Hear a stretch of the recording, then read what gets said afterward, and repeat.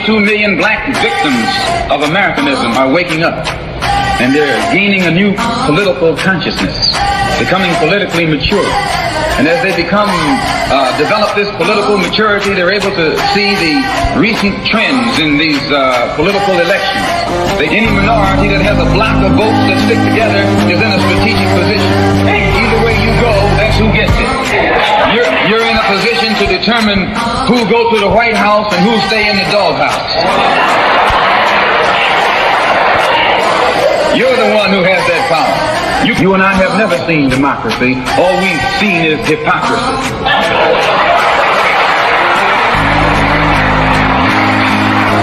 When we open our eyes today and look around America, we see America not through the eyes of someone who has enjoyed the fruits of Americanism. We see America through the eyes of someone who has been the victim of Americanism. We don't see any American dream. We've experienced only the American nightmare. We haven't benefited from America's democracy. We've only suffered from America's hypocrisy. And the generation that's coming up now can see it and are not afraid to say it. And are not afraid to say it. And are not afraid to say it. And are not afraid to say it. And are not afraid to say it. And are not afraid to say it. And are not afraid to say it. And are not afraid to say it. And are not afraid to say it. And are not afraid to say it.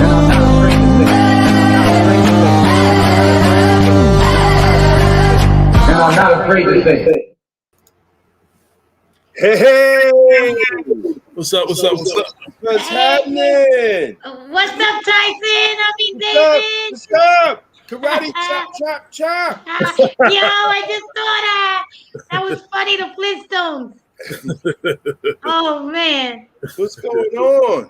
Listen. How you doing, Damon? I'm doing great. God is good. Let me get my phone. Hold on a second. Oh, good. I got it. And I got a quick. Well, first off, welcome everybody. This is Black Westchester presents the People Before Politics radio show, episode 305, I believe. And I have an announcement to start off the show. So New York State is moving from oil and gas for home heating. Instead of the state promoting a cheaper and safer and cleaner type of home heating and cooling system, join us, and I will be hosting on July 8th via Zoom a virtual launch party where energy experts and elected officials will tell us about how to get and afford new ways to heat and cool your home, to adopt clean energy. I will announce that again at the end, but I will be the host. It will be July 8th, 2021 at 7 o'clock. It'll be a launch party to adopt clean energy. And I will be your host.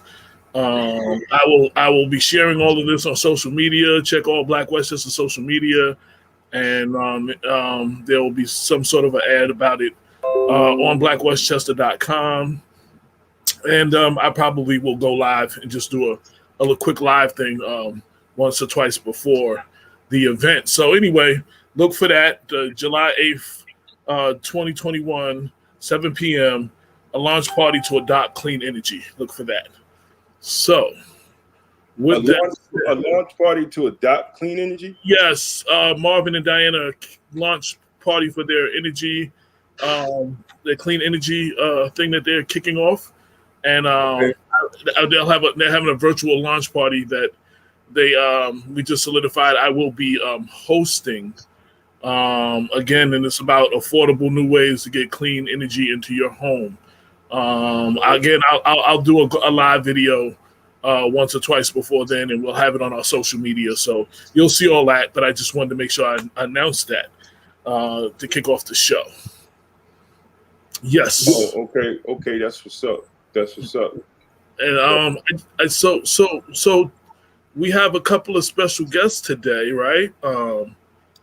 Yeah. They are confirmed. Yes. Huh? I said yes, they are confirmed, right? I want to make sure. It's not confirmed until they pop up in that waiting room. Right. They were coming. Right. I talked to Kenny this morning. Okay. So we know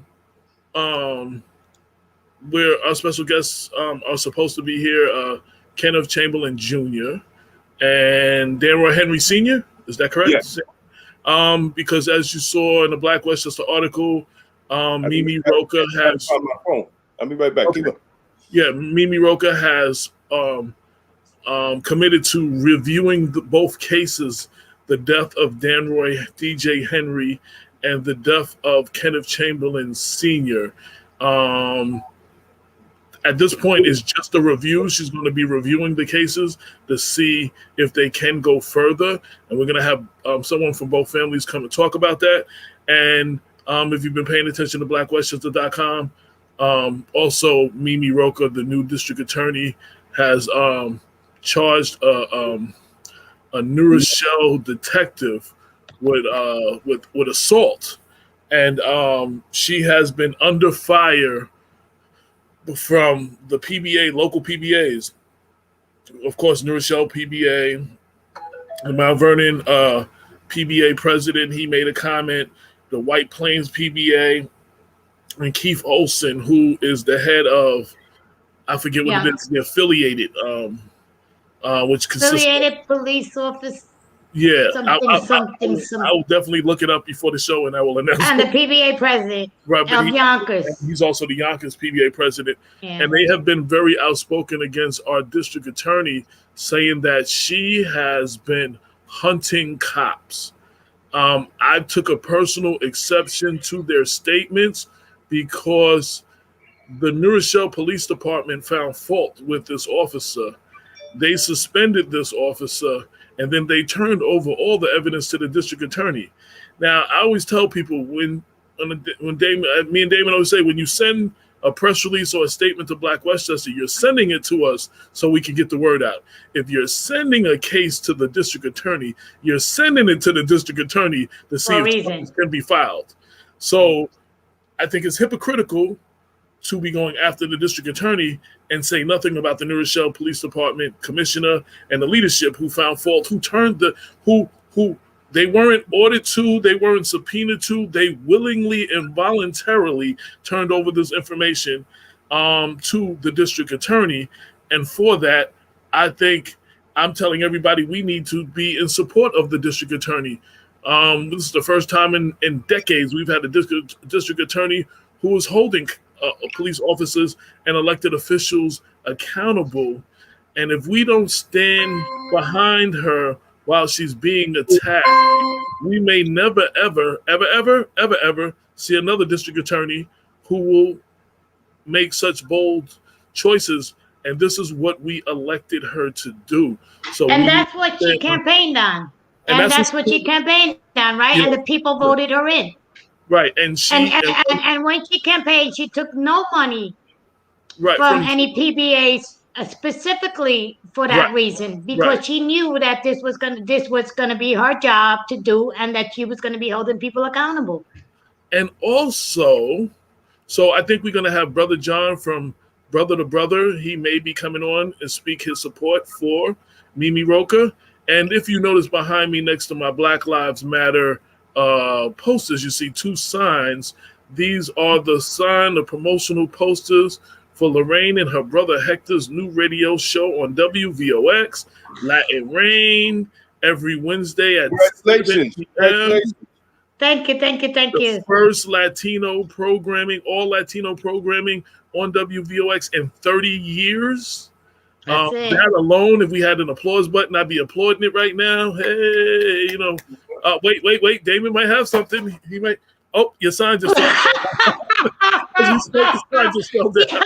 You don't curse me. I'm gonna retape it up. I'm gonna put my camera on, retape it up. But I just threw some tape on it real quick. But that's the heat. Yeah, the heat is crazy. Yes. But I got it right here. Up. Lorraine has it behind her too. So yes, I'm asking everybody who supports Black Westchester and People Before Politics to tune in every Wednesday night at 7 p.m.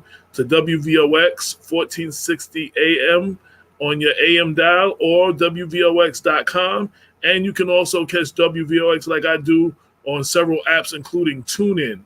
where you can get local radio, tune in radio, download the app, and you can listen to all your local stations. I spent 12 years in Atlanta. I listened to some of my Atlanta stations a lot, just to get this. And when I was in Atlanta, I used to listen to all the New York stations just to get a feel of home. So you can listen to stations, local stations in any city, and you can find WVOX on there, and you can listen to it on your phone if you're not at your computer or you can't get it on AM radio. So I just want to say congratulations to you. Thank you. I'm looking forward to the great things y'all will do, and hearing the guests. And again, I said last week, we need to celebrate all the new programming, Black and Brown programming coming up, and welcome any Black and Brown new media that comes up, because there's too many stories for one person to tell. You know what I'm saying? And we have a vast history, both Black and Brown people. And I'm very proud of the work y'all are doing. Thank you. And also, I'm looking to the fireworks between you and Hector, which should make some great radio, because you'll have such difference. No, you know what's interesting, right? I thought I was going to be the nut job and he was going to be the conservative, and it turned the way. It's the other way around. He's crazy. He's crazy, and I'm the conservative. I'm the one that's like, yo, Hector, come on now. Hector, come on now.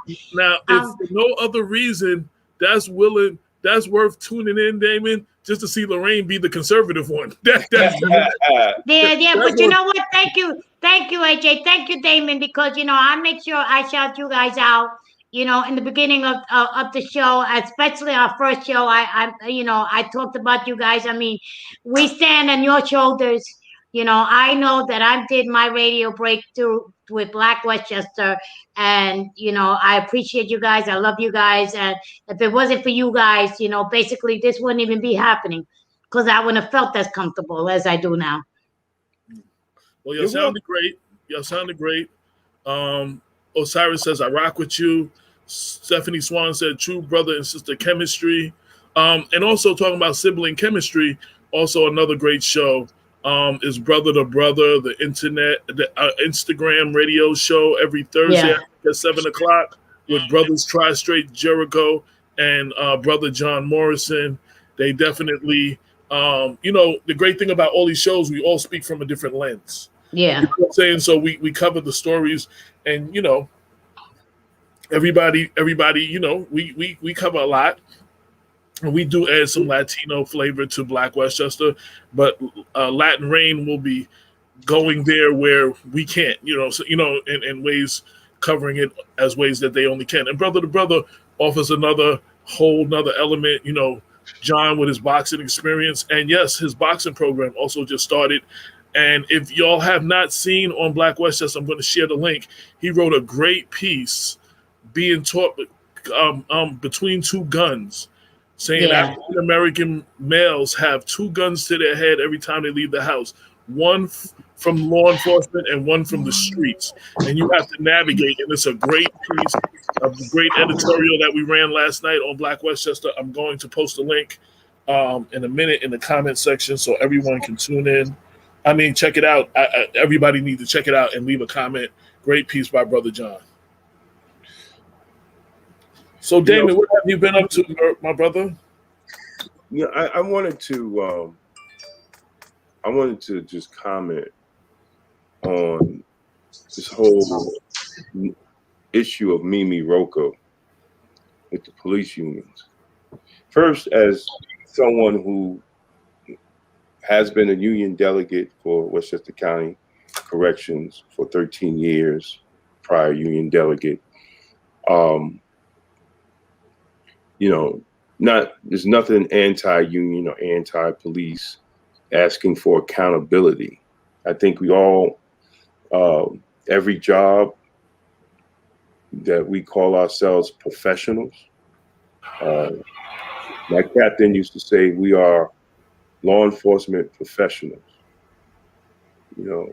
and I'll put up my 31 years of my personal folder against anybody.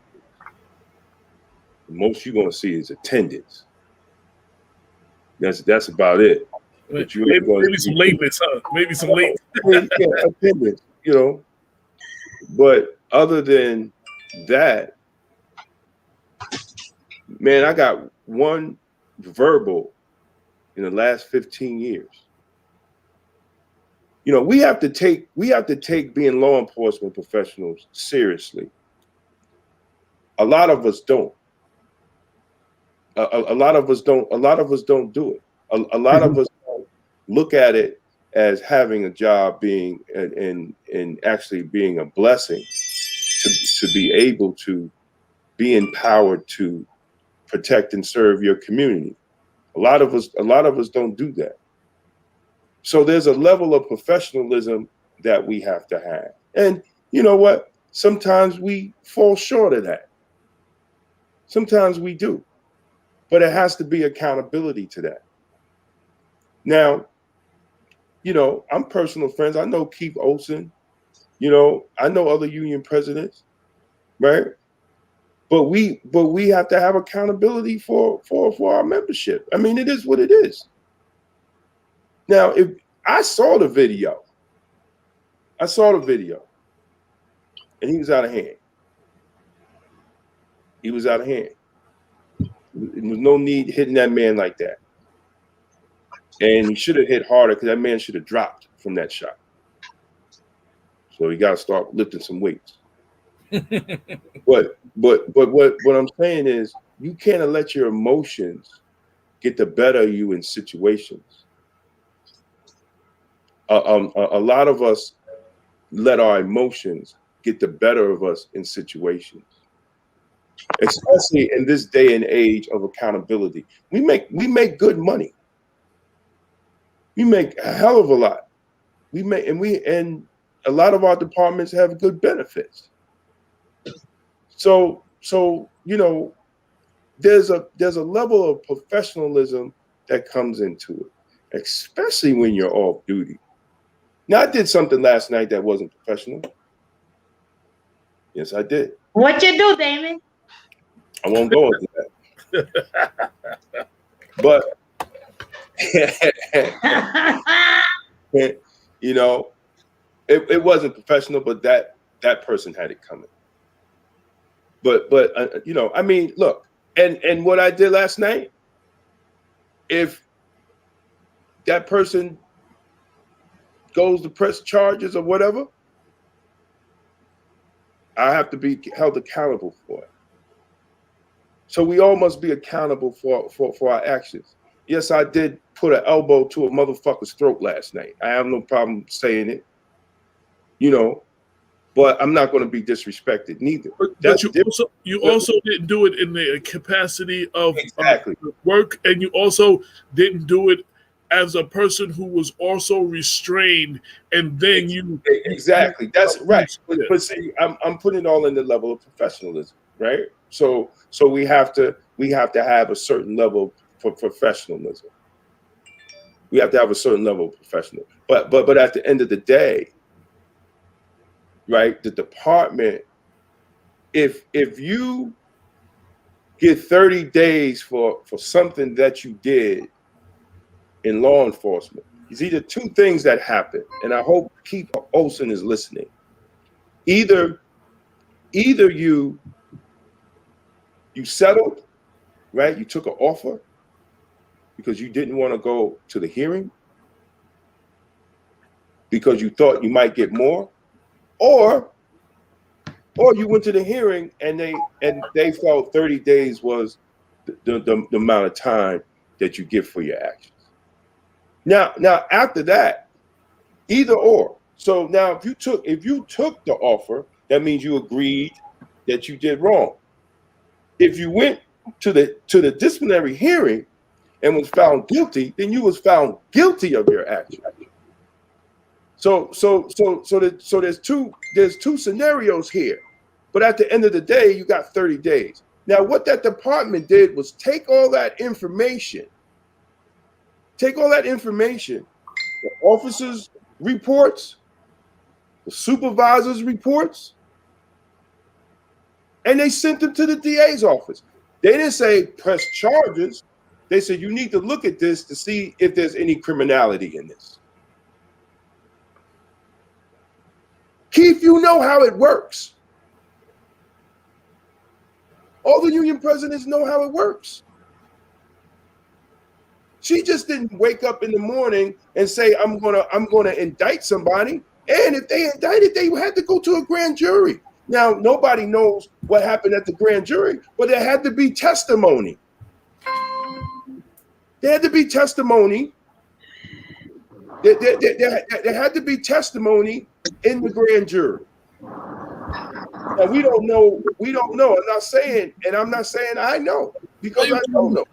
But there had to be testimony in the grand jury. So now once that, and they came back with an indictment. But everybody go, but you're gonna go after her. Go after the commissioner, go after the chief, go after the people that turned all that paperwork over. Because if they didn't turn the paperwork over, he wouldn't be indicted. That's right. Let me welcome to the show Brother John from Brother the Brother, also one of the co-founders of 100 Black Fathers for Change, and head coach of the Yonkers YOKO boxing. Is that correct? Yes, sir. Can you hear me? Yes, we can hear you, brother. Hey, what's up?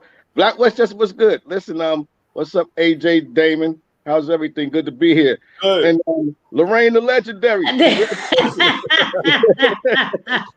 Congratulations on the new show. Thank you. You know, yeah, I'm here. I'm here to support Mimi Rocah, you know, and the DA Mimi Rocah. It's a shame that someone gets they push at her and she's doing her job. How do you get blamed for doing your job?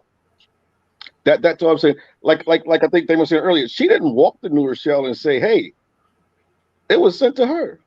So, you know, I just want her to know that there are people out here who are with her and backing her up.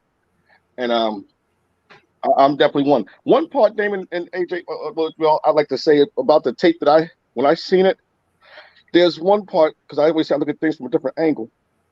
At the end of the video, did you notice the guy said, well, is he a cop? Right. Is he a cop? Is he a cop? Is he a cop? So that means to say he doesn't even know who was coming after him.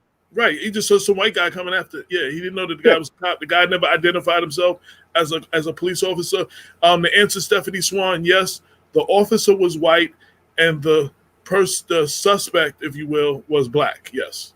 And I don't want people to, you know, like I've heard some people say, oh, well, you know, the kids are out there doing this and they're doing that. And we understandable, but you can't mix both of them. My thing is, the simple word is accountability. And that's it. And we want accountability all around. It can't be the community is accountable, but the police are not. Nobody's above the law. And like you said, I feel that the PBA presidents, even though it's your job, at some point you got to have some type of integrity too and say, listen, this is not going to keep going like this. And then they won't have a job. At some point, you have to have. They won't. No, bro. They won't have a job. If they agree, they will not have a job. They're done. Yes. A lot of them are doing what they have to do to be in that position. And you know what? I'm not mad at them. I'm not mad at them, right? Because that's what's going to happen. They're going to have to say that, right? If they want to remain being president, right, of a police union. You don't think that you're going to be out here fighting for the people and think you're going to be a police union president. You'll be fooled. I'm not saying that, Damon. What I'm saying is that you're not fighting for the people, but at some point you have to say some of this we have to look at. You know, well, they might say it behind doors, but they ain't gonna come out in public and say it because that election coming up, they gone. I mean, that's just the reality of the politics within police unions. You can't you're gonna have to continue with that type of rhetoric and discussion, right? You have to always be in favor of the officer in public, even if you know he fucked up, right? So I mean, but behind closed doors, You know, I mean, you might have that conversation, but not in public. Forget about it. You're gone. You're voted out. You know. So I mean, and that's, and you know, dude, let me tell you something, man. I got labeled at my job as anti-police when I was defending Christopher Ridley, a police officer. Mm-hmm. I got labeled anti-police when we were defending Kenneth Chamberlain, a retired correction officer. I got labeled anti-police when we were defending the New York State parole officers when they were unjustly pulled over by police with badges around their necks and bulletproof vests that says New York State parole in the New York State. I got labeled anti-police for defending police officers for being shot at, killed, or abused by their fellow officers while they were on duty. When I ran for president in Westchester County Department of Corrections. So you can't, it's no way that they're going to say this officer was wrong for doing this, this officer was wrong for doing that, because they will not have a job. They will get voted out the next election. That's police union politics 101. The officer is never wrong. In public. I wanted to correct, I didn't say the proper name. So Keith Olson is the president of the Affiliated Police Associations of Westchester and the Yonkers Police Benevolent Association, the Yonkers PBA. I just wanted to acknowledge the title, that's all. Brother John, we talked about the article that you wrote that we ran about having a gun at you at both ends. We shared the link. If you want to speak on that quickly, and then one of our first guests is here. Oh, well, thank you. The article is basically that we have two guns on each side, one gun on each side. It's like in between two guns. You have the streets, you have the police, and which way do you turn? Which way can a young man turn when both guns are being put at him? And that's what the article is basically about. And we need to find, like I said, Damon, I agree with you that I'm just saying that was my feeling that needs to change, but like you said, it will never change. Mm-hmm. But back to the article, AJ, that's what my article is basically about. That a young black man is in between two guns every time he walks out the house. So how is he to survive? Absolutely. Well, before I go, I'd just like to just say to Mimi, like, you know, I'm quite sure they're going to come after her more. You know, just calling her a cop hunter. You know, she's going to get called more names. She's probably going to end up getting threats. You know, but just as she know that people are behind her, that she's not by herself, and I think she needs to know. And I agree with you, AJ. If people don't stand behind her now, we'll never see this again. It'll never happen again. I know some people are talking about doing a little rally in front of her office in the next week or two. I'll let y'all know if they put it together. No, I think that's a good idea. Like, to show support from all the organizations, and that, you know, we support her, get some news out there, and just show that, you know, she's doing what we asked her to do, what she ran on, and what we elected her to do. And she's doing her job. Mm-hmm. You know what I'm saying? And we have not had this in at least the last two administrations in the district attorney's office. Maybe go further back. I've been law enforcement for 31 years. We have never seen a real district attorney before. They always played politics. Mm-hmm. Right? They always played politics. Janet DeFiore, Janine Pirro, they all played. Scatino. Exactly. They all played politics. So this is a culture shock to the law enforcement community, because you have one that has pulled out of that circle, because it's always been police DA work together hand in hand, and this is how we do. We cover each other's back. Yeah. We want to put people in jail. We want to get convictions, right? Get convictions, and we want to move forward and end up getting a private sector job or becoming judge or whatever. So that has been the norm. You know, Mimi ran on that she's pulling the DA's office out of the politics. That's right. Which is great. Which is great. So it's not about what the police union thinks at this point. It's about the community of Westchester County, those people that came out, put her in office, those people that stood on accountability and transparency, not cop hunting, but accountability and transparency, having her back. Yeah, that's what has to happen. That's what has to happen because if we don't have her back, what's going to happen is they're going to pull some crazy nut that's going to run for DA. He's going to win, and we're going to be right back like a like another Scarpino. Right, that's the name. I forgot the man so fast. Yeah, Scarpino.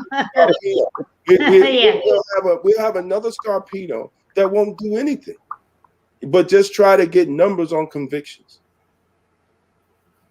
So, you know, when is the march? Not the march. When is it? When is it? They're putting it together now. As soon as I know more, I'm going to reach out to everybody. You know what I'm saying? So, but it was discussed the other day. We were just discussing it the other day, and as soon as they get to me and they come up with some dates, I will be reaching out to everybody and making sure the word gets out. So we will talk about. Well, I'll make sure I announce it on the radio and everything. So we need to come out there in full force in front of her office and rally for her. So something is being planned now. All right. So we got our next guest, Danroy Henry Sr. Let me bring him in. Welcome, sir. How you doing? Welcome. Let me take you off mute. Hold on a second. Welcome. How are you? Fine. We Thanks never met. me. Thank you for coming. You know, I've seen your wife a lot in Westchester and coming, but I don't think we ever personally met before. And thank you for coming on the show. Yeah, no, it's good to be here. Thank you. And Black Westchester has been doing everything to keep attention on that case, including putting him on the cover. Amen. Anniversary, and we're going to continue to make sure that case, that they don't forget about that, and they can't just brush that under the rug. We're going to continue, and I welcome what Mimi did, but I want to tell everybody this is not the announcement was not a victory. We need to continue to put pressure on, and not just say, "Oh, good, great, good, we finished fighting." We're not finished fighting. That's the right. Fight is That's over. right. Welcome to the show. This is not about it's not about announcing reopening. It's not about press conferences. We need convictions. That's what we got to get a conviction. Mm-hmm. Let me ask. What was it?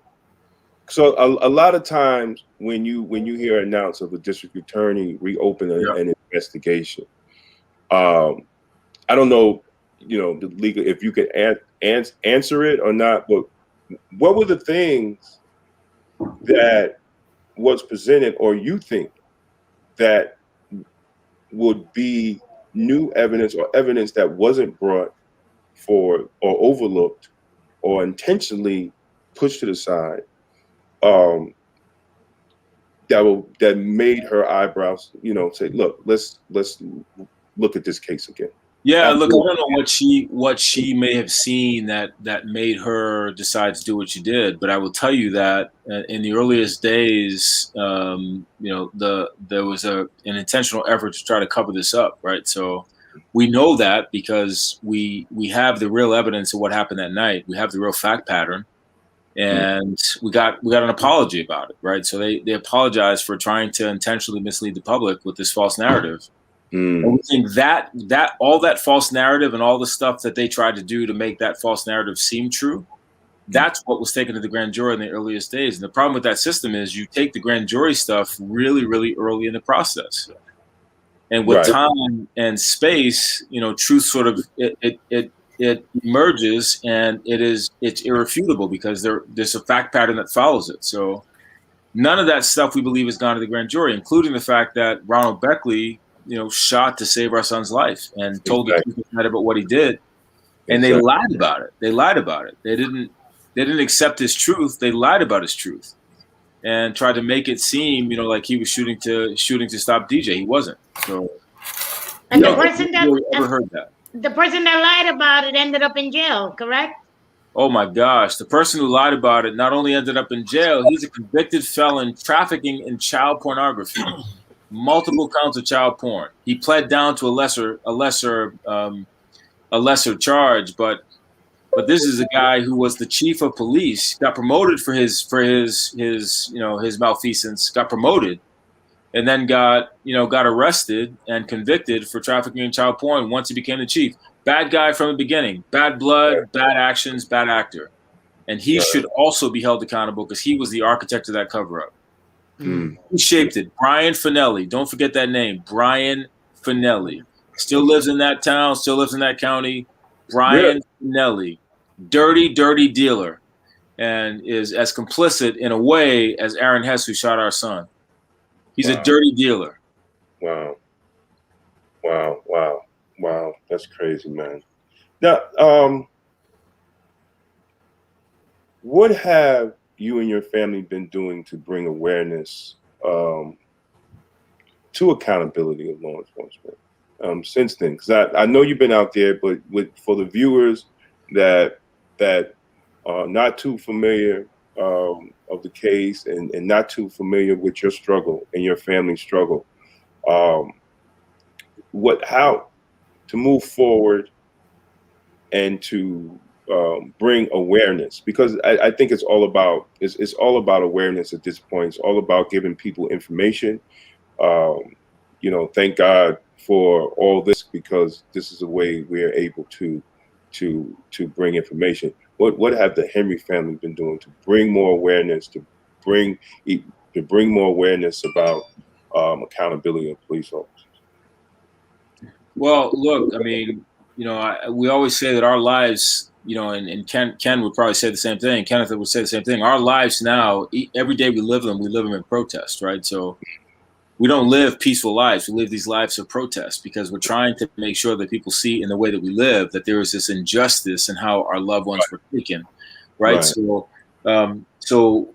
in that, we're trying to bring light to the reality that there's been no accountability for the wrongful taking of our loved ones' lives. And look, these are basic binary choices, right? So if you take somebody's life illegally, by definition, it's supposed to be murder. Right. And if there's no consequence for that, then we have no legitimate system, right? So the point is, for us, we're not we can do all the things people tell us we should do, and maybe less than they think we should. But at the end of the day, we need to make sure that people understand this is a simple equation. Did you do it? Did you do it lawfully? If you didn't do it lawfully, then by definition it's murder. If it's murder, then what is the consequence for murder? Right. Period. End of story. Like, what's the consequence for murder? Don't tell me that there's a different standard because you're wearing a badge or you're wearing a uniform or you're a member of law enforcement, you're a member of public safety. That's BS, man. The law is the law. The law is the law. Just follow the law. Yeah, you know what? And you made a valid point, but unfortunately, in our fight, a lot of the Black and brown law enforcement organizations, we found that we need our politicians to actually have a police criminality law, right? Because then it's so hard to match the actions of the officer to the actual state law. Now, with the George Floyd, they matched it. They had law. I was like, wow, I didn't know you could get charged like that. Yeah. But that was that state. You know what I'm saying? So every state has different laws, but it has, there's need to be a fight to really, and I say it all the time. If you violate your policy, if you violate your procedures, if you violate your training, that leads to a death, it should be murder, because you violated everything that you've been taught and the policies that you sign off on as a member of that department, and then you willfully violate those, and then you don't go to jail, and you take somebody's life, and it's so frustrating to see families like yourself. I've known Kenny since we were in diapers, and his father was a correction officer where I work at. Right. So to see all that, and then to look at the politicians is like, why can't y'all just pass something? And you know what? You're not condemning all police officers. You're just condemning the ones that go out there and violate. That's right. So I would say two things about that, right? Mm-hmm. One is that is a problem. That is a definitional problem, meaning that, as I said before, if you take a human life unlawfully, by definition, that is murder. Right. That is a universal standard. It should be universally applied. Right. So that is just it is just what it is. That is not. Right. It's not like an exceptional term for law enforcement or other people. Right. If you take a human life unlawfully, it applies in war and in peace. Right. So there's a reason there's a war crimes tribunal. You can't even do it in war. Right. You can't do it unlawfully in war. You should not be able to do it unlawfully in policing. Period. End of story. Right. But the problem with that is a human one. Right. So we have these justice systems that are by design not flawed. They're flawed because the people who are in actually. Oh, he's freezing up.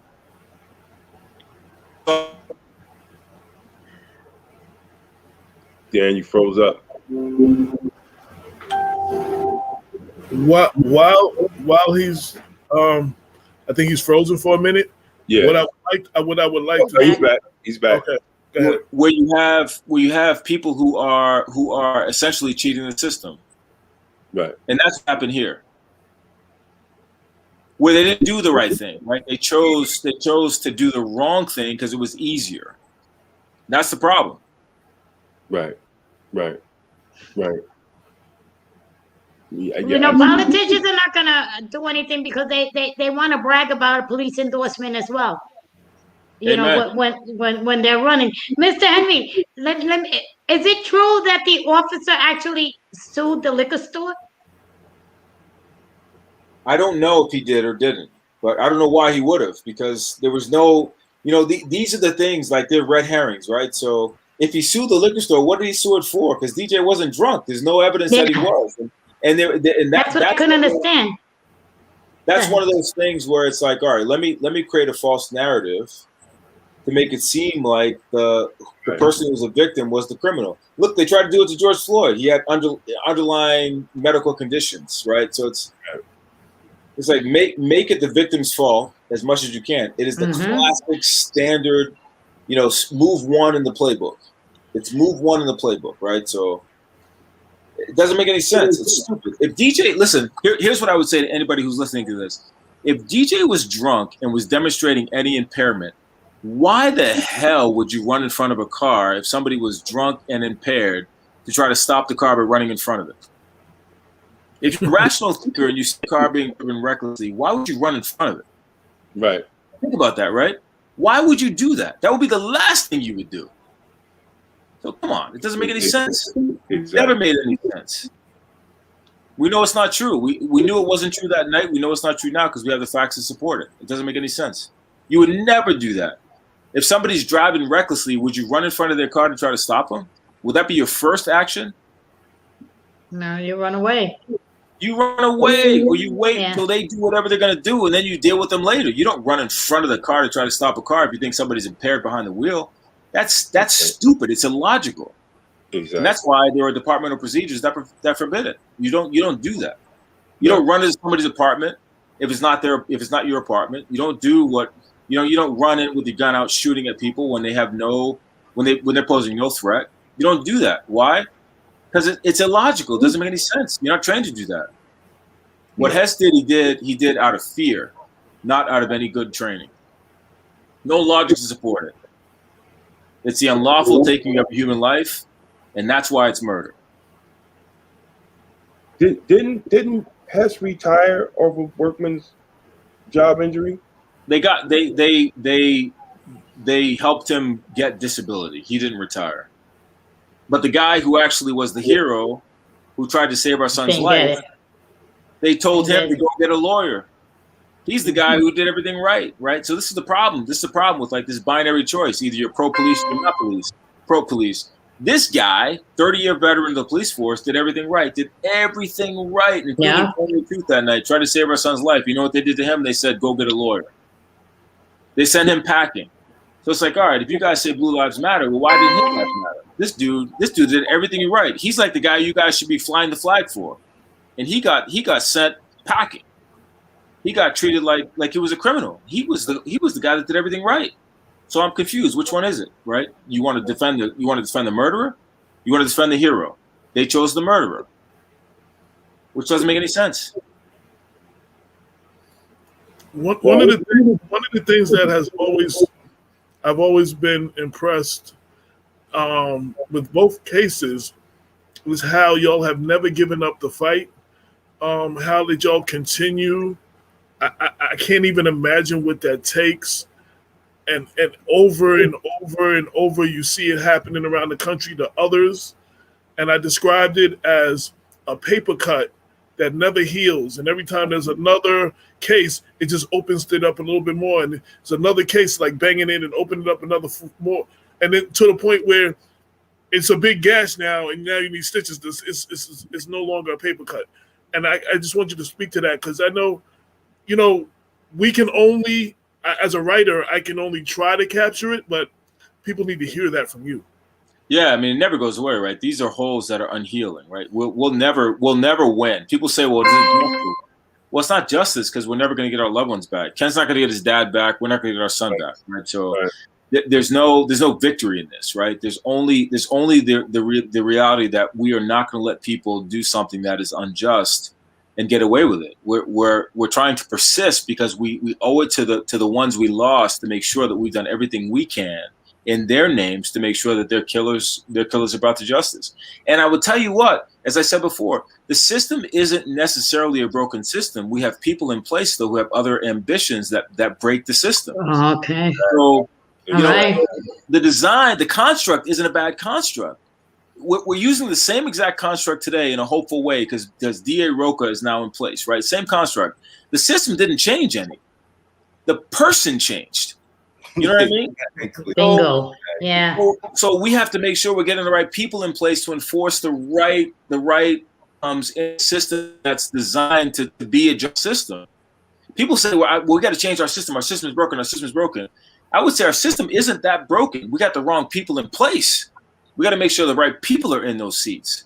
Absolutely. And we got to support them. I heard you guys saying earlier, you got to support DA Rocah. We have to support her. She needs air cover. Whatever she decides, she needs air cover because she's acting courageously where other people wouldn't. And she's going against her predecessors.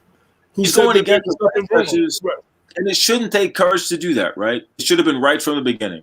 And so when you say, like in our case, when you say we're going to accept the evidence presented by this guy, Brian Finelli, who was the lieutenant and gets promoted for his bad action. He gets promoted and then decides he's gonna like share files of kids engaged in sexual acts. And people think in the town, like, this is our chief of police. We love him. That was 2 months later. 2 months later. It's like, come on. We told you guys at the beginning, this is a bad guy. He's a bad guy. So people wake up and see that just because they put a badge on it doesn't change their heart, right? The badge goes on the uniform. It doesn't go on the heart. Right, so this is the person who is a bad person. You can't cover up a bad heart with a badge. This is a bad guy. It's a bad guy, and he showed it.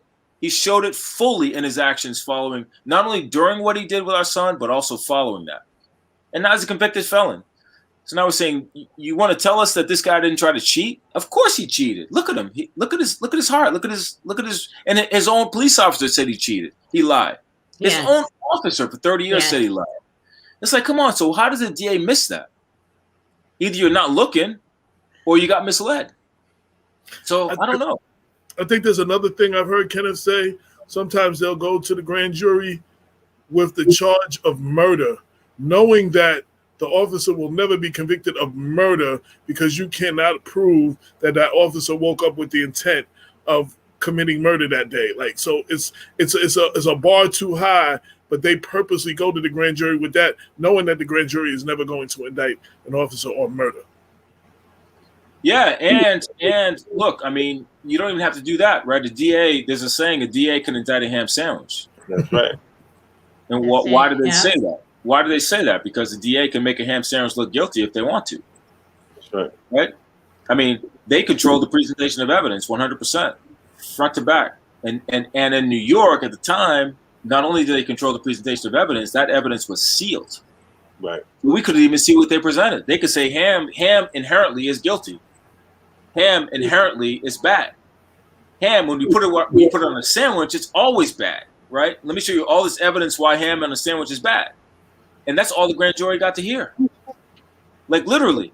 It makes no sense. Make no sense. That's why the law has changed now, but it wasn't that way, 10, 9, 8 years ago when we lost our loved ones. Right. I think a lot of cases are going to change because they have to. Yeah. Yeah. They have to. Listen, one thing I will tell you is that truth is truth, right? So at the end of the day, if these truths can't stand up to the test of time, then shame on us. But our truths will stand up to the test of time. The problem is the people who have lied, who've manipulated truth, who've tried to make it something else. That stuff always tends to get stripped away. Exactly. It always does over time. It always does. Real truth emerges. It's happening now with 45 in his administration. It's happened with Watergate. That stuff will always be exposed over time. You got that right. So we're standing on the side of the absolute truth, man. In both cases, we're standing on the side of the absolute truth, and we're glad that Mimi, at least we are, and I think Kenneth feels the same. We're glad that she's giving another chance to look at the truth and giving light to that reality. And wherever that goes, it goes. Wherever it goes, it goes. But I trust the truth. I trust the truth. Has she given a timeline on the process? No. She said no timeline. They're going to look into it thoroughly, and she's also not promising a result, but that she is going to look into it and review it. That was her exact statement. Yep. I know in our case, I don't know if Ken wants to weigh in. Look, it's for us, it's the first time that somebody's actually looked at it objectively. We don't feel like we had that objective look, again, because it happened so early in the process. There was stuff we learned later that happened after the grand jury proceeding was closed. It was done. So the fact that Ronald Beckley, who shot to save our son, said that he shot to save our son, that came out well after the grand jury was concluded. So I'm not even sure they saw that. We don't even know if they saw it. We don't know. We don't know if they saw that DJ's brake lights were coming on, or that Hess says that he jumped on DJ's car. He was never hit by it. We don't know if they saw any of that. He admitted it later. He jumped on his car. So how could you jump on somebody's car? Well, you jump on the car because it's stopping. Right. Right. Like, we don't know if they saw it. You can't jump on a moving car like that, no. You can't jump on a moving car like that. You can't. He admits it. He admits it himself. He jumped on the car. Started shooting almost immediately for no reason because he thought he heard something, and everybody says that nobody said it. He thought he heard somebody say stop, and everybody's saying we didn't say stop. So it's just like, well, you created this situation yourself, and not only did you create it, you were perceived in creating it as the threat by another officer of 30 years who shot at you because you were the threat. That's right. Exactly. Yeah. Exactly. Brother Kenneth, welcome to the show, my brother. Hey, Ken. What was going through? Now I've taught you already. What was going through your head when you heard the words come out of Mimi Rocah's mouth that they were going to review the case? What were the thoughts going through your head at that moment? Well, it's always hard. I mean, I'll first just say that trauma is real, and myself as well as Dan, every day we're reliving the fact that our loved ones were taken from us. And like he said, all we've ever asked for was a full and fair investigation. We've never asked for anything different. Yeah. In the beginning, when my father was killed, I said, if my father did anything that caused officers to have to use deadly physical force, I will walk away. I said, but if he didn't, then it's going to be a problem. So Janet D. Fior, who was the district attorney at that time, looked me dead in my eyes and promised a full and fair investigation. Now, something that some people don't know is one of the first people to reach out to me after my father was killed was Dan's wife. And she offered her condolences. And I remember her saying, you know, unfortunately, you are now a part of a club that no one wants to be a part of. She gave her condolences, and then right after that, she told me, don't trust the district attorney. She said, because she's going to promise you a full and fair investigation and do absolutely nothing. She wasn't the only person who told me that. Damon told me that. Damon told me that from the very beginning. I mean, I was still devastated over everything. I mean, my father, maybe what, 2-3 days in after my father got killed. And Damon told me right then and there, he said, you know, I just want you to know, it's not going to be a fair investigation. It's going to be no true bill. They're not going to indict the officer. So here we are now, 10 years later, and a district attorney who had absolutely nothing to do with this case, who doesn't have a dog in this fight, is now reviewing our cases. So, of course, we're happy about that. We're pleased about that. But my question was, why is the former district attorney, Janet D. Fior, so bothered by this review? You know, if you presented fairly, then you should have nothing to worry about. When those grand jury minutes are out there and I have access to them and Dan has access to them, and we can see what you gave the grand jury to consider, then we'll know whether or not it's presented fairly. Because I'm sure all you put on the table was intentional murder. I don't believe you put criminally negligent homicide or manslaughter or even aggravated harassment or any of those charges where you just have to prove that the officer's behavior was reckless and they committed those acts. But they didn't do that. I don't believe it. You know, it's not what you know, it's what you can prove. So right now we sit back and we wait. And Janet said that, Mimi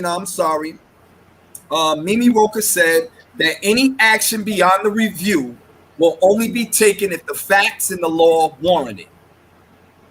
I believe that after this review, she will see some things, and I just hope that, you know, the statute of limitations isn't up on certain things in order to move forward and charge these officers. Right. That's a good question. So what happens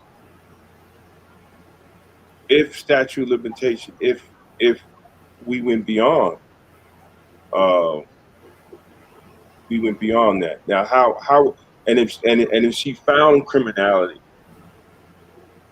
but we went beyond the statute of limitation? So I think my personal belief, and I don't know, but right. I think at this point in time, let's just say she comes back, they see that the officer's behavior was criminal, but the statute of limitation does not allow her to present to the grand jury. At least she put it out there for the world to see. It's out there. People know that it wasn't, that these cases were not presented fairly. Mm-hmm. And yeah, it's going to shine a light on the New York chief judge. It's going to shine a light on her. Okay? We already know the city of White Plains leadership is full of hypocrites. We already know that.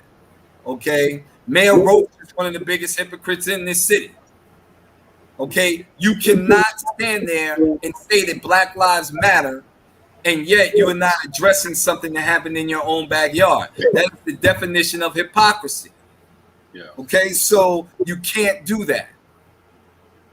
You know, he'll go around to all these different events, and I'll say it, and I say it all the time, and I really don't care who gets upset when I say it. Failed Black leadership in the city of White Plains is one of the reasons why I'm still fighting 10 years later. It's also one of the reasons why the Henry family is still fighting all this time, going on 11. Not just White Plains, Okay. Westchester County. We have sent last year around this time, you know yourself, we sent a letter to the New York State Attorney General asking that she look into these cases. That Westchester County has its own George Floyd's. Oh, she's a disappointment. She has yet to respond to this letter. She's a disappointment. So I have zero confidence in the New York State Attorney General, Letitia James. I have zero confidence in her. And the sad thing about it is I voted for her. So, but what has she done for families that have been impacted by police violence? Absolutely nothing. She's going after Trump. And don't say she sued the NYPD, because I want to know how that's beneficial to my family, Dan's family, Jonathan Maldonado's family, or Kamal Flowers' family, or any families that's impacted by this. This is why, like I said, even at the press conference, we're always hearing the same thing over and over again when it comes to situations like this. And they read it verbatim. Okay, and they always say it, that after an exhaustive investigation, the grand jury has concluded that there's not sufficient enough evidence to charge the officer in the killing of Danroy DJ Henry, Kenneth Chamberlain Sr, Kamal Flowers, Jonathan Maldonato, Samuel Cruz. Okay, the list goes on. So this is why we have to stand on the front line, and we have to continue to fight. As tired as we are, as frustrating as it is, you know, and you guys know personally, I've been battling other things as well as trying to stand on the front line, you know, trying to get justice for my father. I lost my daughter, you know, in a car accident. AJ was with me the day I got the news that I lost my daughter. And I was with another family trying to support them because their loved one was a victim of police violence. And I remember AJ telling me, come on, man, you got to go home. And I wouldn't leave because I had to stay with that family, because we know what we feel. We know what we go through.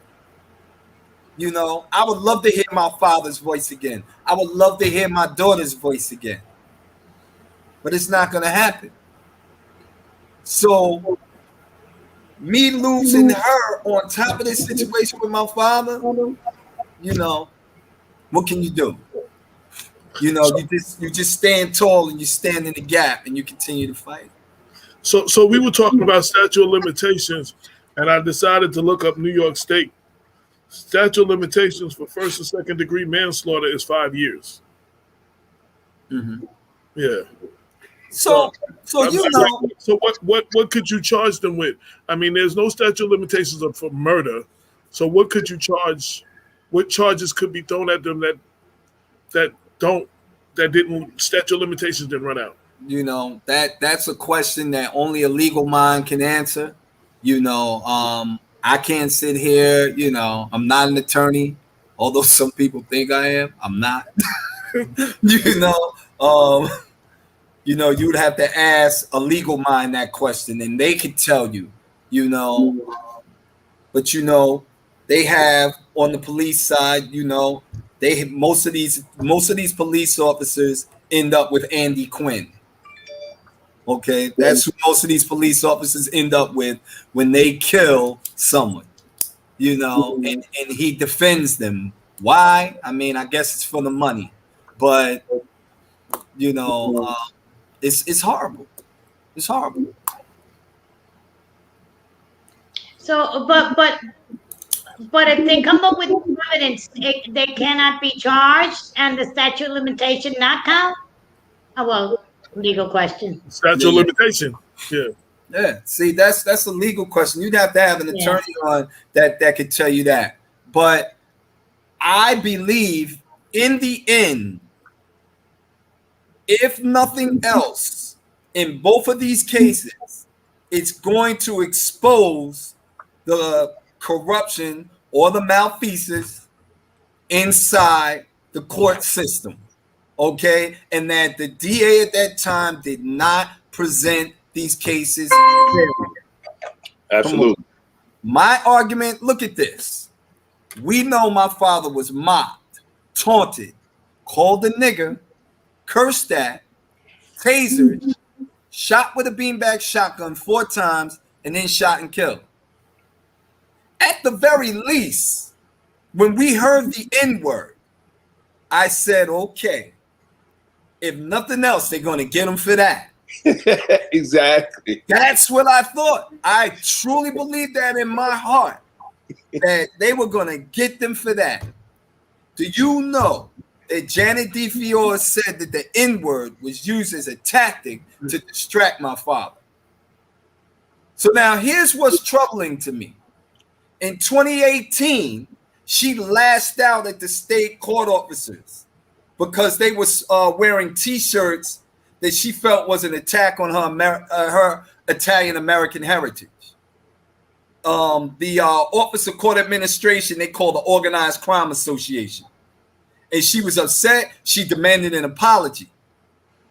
So you felt insulted by that.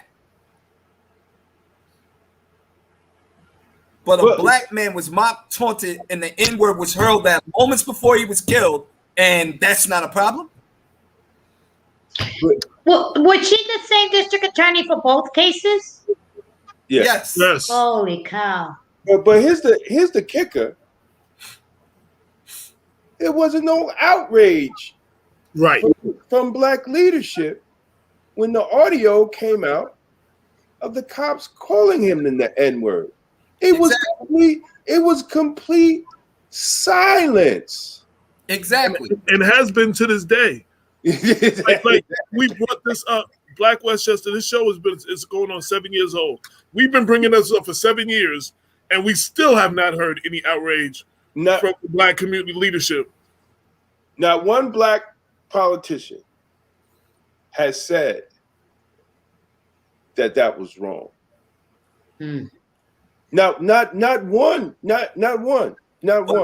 But and then when that rally was at the church, when that rally for your son was at the church, not one showed up. What? No black politician showed up when they had the rally at the church by the projects. What's the church, Kenny? Bethel. At Bethel for what happened to Danroy and his classmates. They didn't show up. I was there. I didn't see not one. Not one. Not one came. But it get worse. Not only didn't you have black leadership, it took a white elected official to put them on notice because the county legislators sent a scathing letter to the city council and mayor of Minneapolis about how the killing of George Floyd is unacceptable and violence and all of this and all that. And then he mentioned Damon Morris, the legislator. He noticed that when Kamal Flowers was killed days later, there was no letter about Kamal Flowers, and then he wouldn't put his name on the new letter that they had, and brought out that they never spoke against Kenneth Chamberlain's death. They never spoke about Christopher Ridley that happened across the street. They never spoke against any of these cases, and it took a white elected official to call out the black elected officials for not speaking up. Yeah, but see, here's the thing. So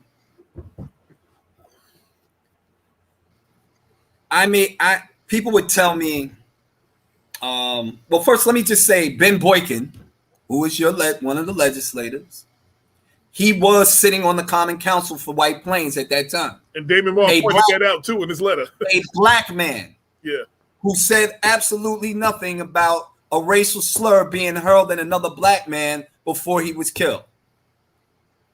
You have swastikas being painted on the SUNY Purchase at the entrance of the Bronx River Parkway. And you had the Holocaust Memorial vandalized. You had all of these things happen. And then, the city of White Plains said that racism and bigotry will not be tolerated in his city. But again, a black man was mocked, taunted, the N-word was hurled at him, and he was killed, and you say absolutely nothing. You see, so when you say that, you know, race and class play a role on how things are dealt with out here, there's the proof right there. Oh, and not to mention, when they rallied around the swastikas being put up, there was so many black clergy out there. It was standing room only. You know, they were all over the place with all the other clergy, which is a great thing. I'm not knocking that. But what I'm saying is this is why we are happy that Mimi Rocah is doing exactly what she's doing right now. She is making sure, and I say it all the time, that the government, its agents and officials are held to the same set of rules that enables a fair and functioning society. That is the rule of law. Because just because you're black doesn't mean that you're going to stand up for your people. And we've seen that time and time again. You know, I made a promise to myself when 2020 came out and 2021 came in that I was no longer playing defense, that I'm strictly offense now, that I'm going to do everything that I can. And I've said it time and time again. I'm going to keep fighting and keep fighting till they tell me you've done all you can do. There's nothing else you can do. And then I'm still going to try to figure something out to do. I'm still going to. That's right. You know, I mean, I'm only doing what I know my father would do for me. That's the right. same way you see Dan standing up for his son. I'm sure that if the roles were reversed and it happened to me, my father would be standing right here, or he'd be on this program right now talking about, you know, getting justice for me or some type of accountability in my death. It's not about hating police officers. It is the system that they have been afforded to operate under. You know, this is the problem. I just had a conversation with someone earlier who talked about the incident in New Rochelle and the officer being charged with misdemeanor assault. And I said, look, they want to always bring up black on black crime. These are people who don't fact check and check statistics. You can go right to the FBI Bureau of Statistics and you will see that white on white crime and black on black crime, there's really no difference percentage wise. No. 80 to 90% for both. I think white is 80% and black is 90%. So they have to stop bringing that up when we start talking about extrajudicial killings and summary executions of our loved ones at the hands of law enforcement. It's very frustrating when they do that. Now, I granted the argument that we're 13% of the population, so the black on black crime looks bad, it's sensationalized, it's always in the media and things like that. But the same way you bring that up, yeah, we're 13% of the population, and we're 2.5 times more likely to be shot and killed by a law enforcement officer if my hands are up, if they're down, if I'm dressed like this, if I have on a suit, you know, it doesn't matter. So this is my argument with people, but, you know, they have on those blinders, those horse blinders, and they only want to see things one way. I'm all for coming at the table. Let's sit down. Let's have a conversation. Let's negotiate. Let's try to find common ground, because I'm sure with just as many things that we disagree on, we can agree on some things. Mm-hmm. We know that we need laws. We know that we need people to enforce laws, but we know that the law has to be enforced equally. So if you're stopping me for something, you better stop the white guy the same exact way. That's all I'm saying. I'm not asking for anything more. It's crazy. It's crazy, and I always say, one of the things I give you credit for, no one would blame you if you was on some F the police mentality, but you founded the Westchester Coalition for Police Reform to work with police departments, to work on better police community relations in your mourning, in your fight for justice. And White Plains Police Department won't even really work with me. You know, and I just simply say, we don't have to talk about my father's case. We already know that you guys were wrong with that. We don't have to talk about that. Okay? But what we can do is let's try to work together, put mechanisms in place so there'll be no more Kenneth Chamberlain Seniors. That's what I want to do. You know? And I understand that, yeah, we do have to work together. You know, I have other departments that are willing to work with us, but White Plains certainly won't.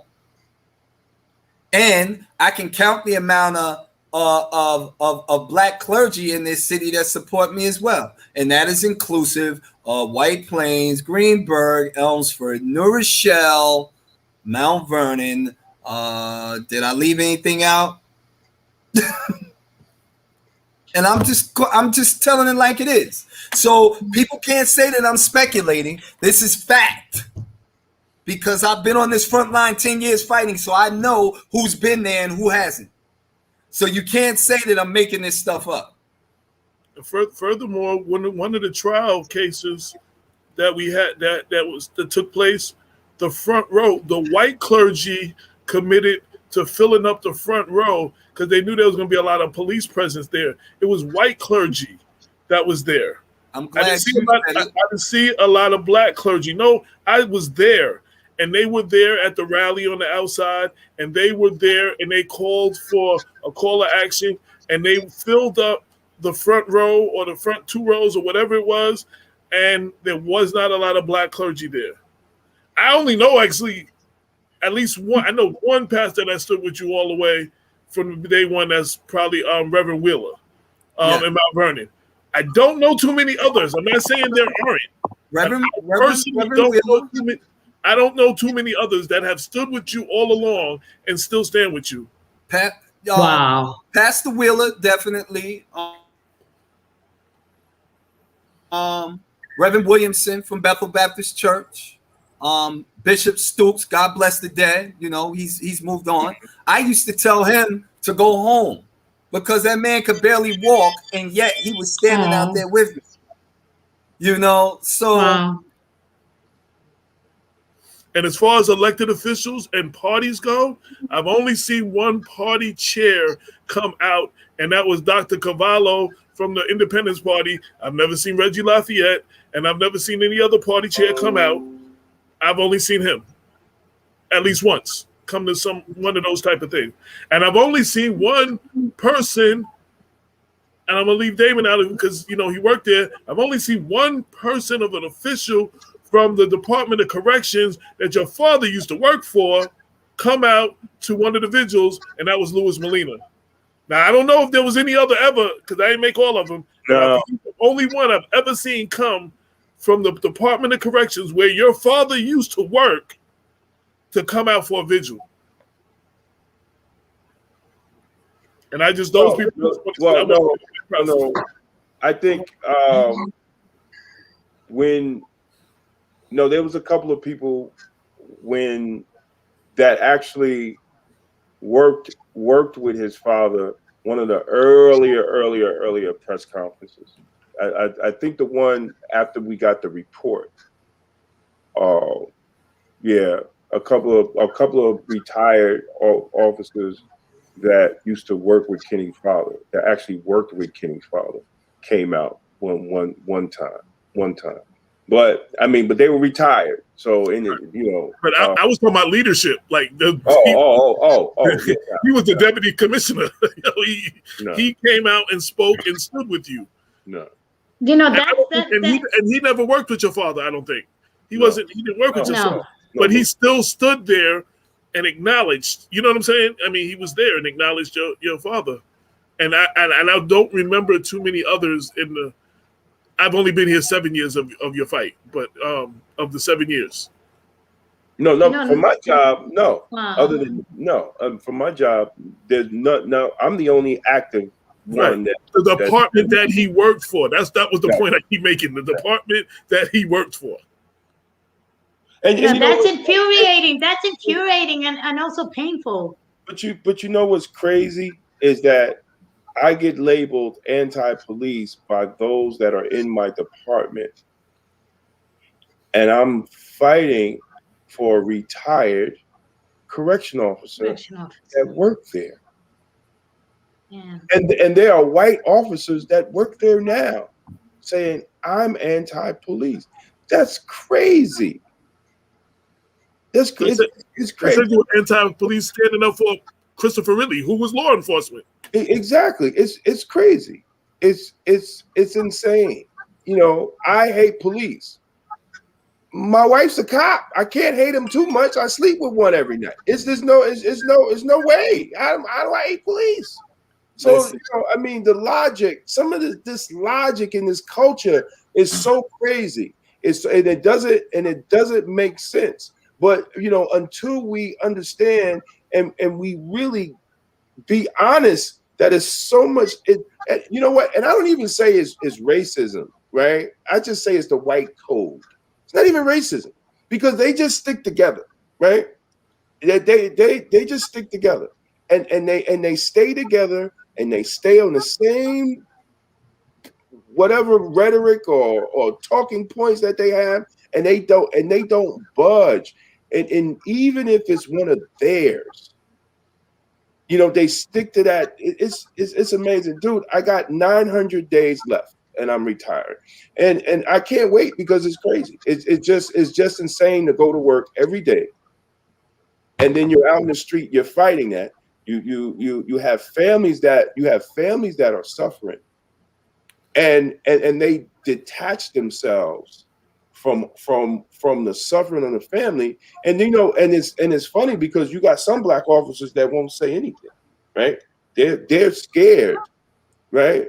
They're and the first time they come out of county and say, don't hang out with that DK Jones guy.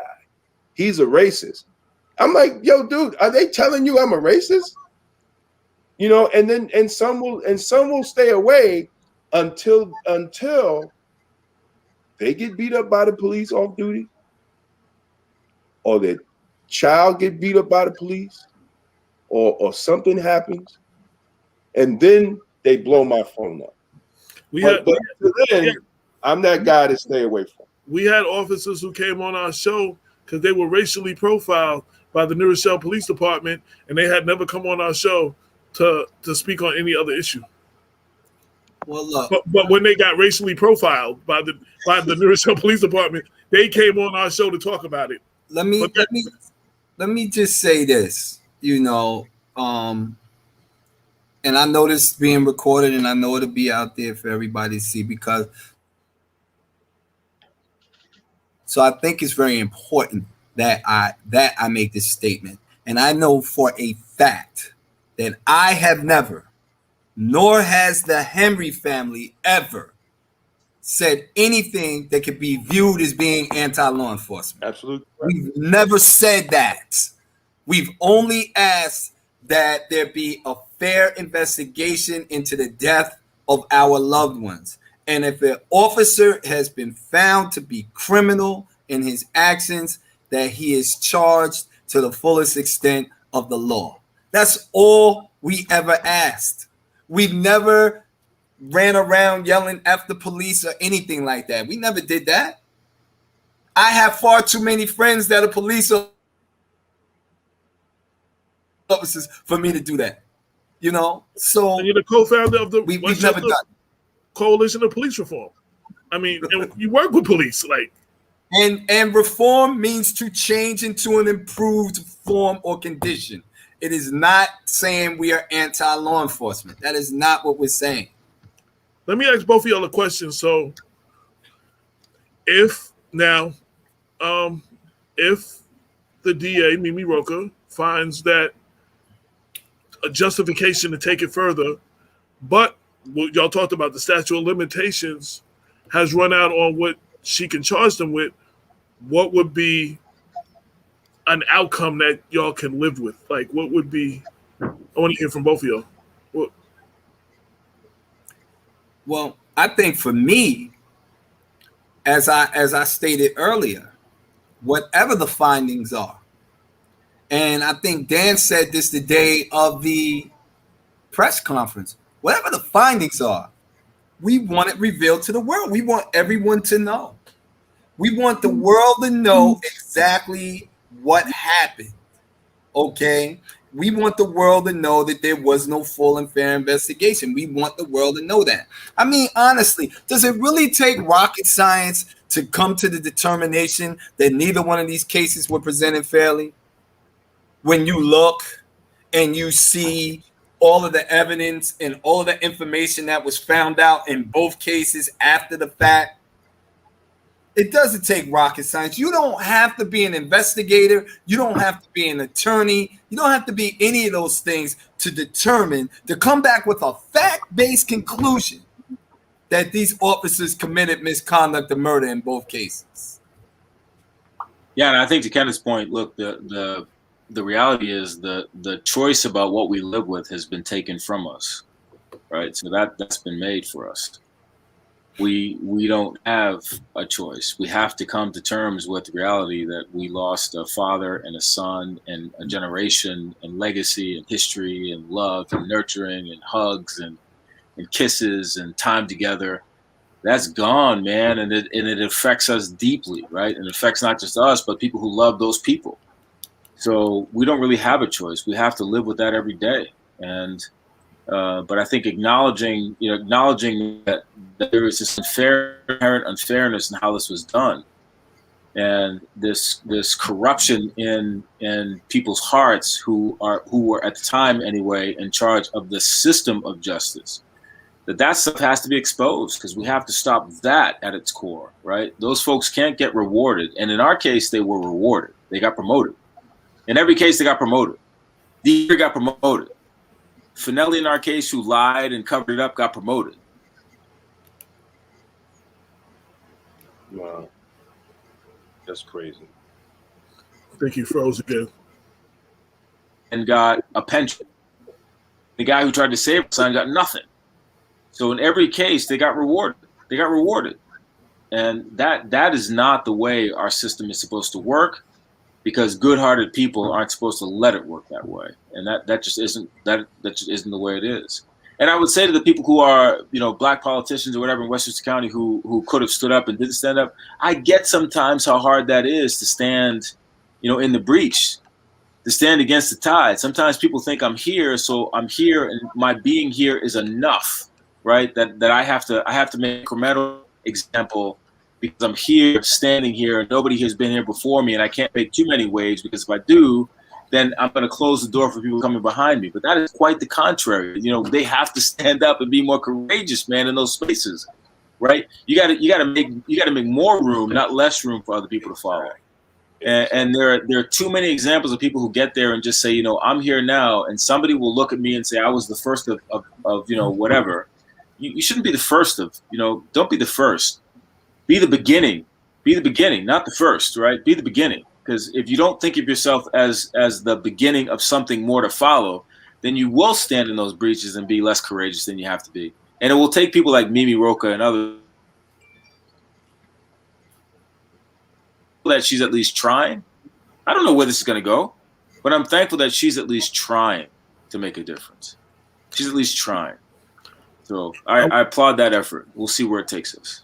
I wanted to also change gears a little bit, and I definitely wanted to bring attention to the film of Kenneth's father hitting the big screen, and I wanted to give you an opportunity to share that. I know everyone still doesn't know about that yet. Well, you froze up, but I think you were talking about the movie coming out. Yes. So, on September 17th, a film entitled The Killing of Kenneth Chamberlain Sr. will be shown to the world. I often put the hashtag "the world will know."